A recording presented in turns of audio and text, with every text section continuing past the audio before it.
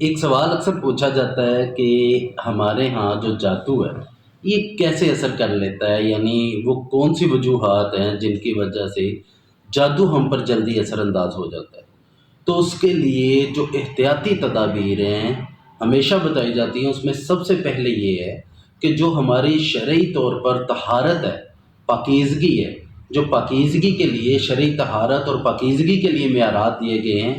ان پر کسی قسم کی لاپرواہی یا سستی کا مظاہرہ نہ کیا جائے۔ سب سے پہلے جو چیز ہمارے لیے باعث بنتی ہے اس طرح کی چیزوں کو اٹریکٹ کرنے کے لیے، یا جس وجہ سے ہم جلدی متاثر ہو جاتے ہیں، وہ شرعی طہارت ہے۔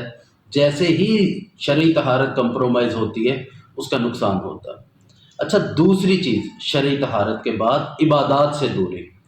اگر ہم عبادات سے دور ہوتے ہیں تو اللہ رب العزت سے دوری کے باعث، اللہ رب العزت کے قریب نہ جانے کی وجہ سے ہم پر یہ چیزیں بہت جلدی اثر انداز ہوتی ہیں۔ اور یہی بنیادی وجہ ہوتی ہے کہ اسے کے ساتھ ساتھ جنات جو ہے وہ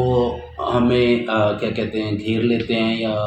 ہم پر حاوی ہو جاتے ہیں، یا یہ جو بری چیزیں ہیں وہ بڑی جلدی ہو جاتی ہیں۔ اچھا، تیسری ایک جو اہم چیز ہے نظر بد جسے کہا جاتا ہے، نظر بد لگنے کی بنیادی وجہ بھی یہی ہے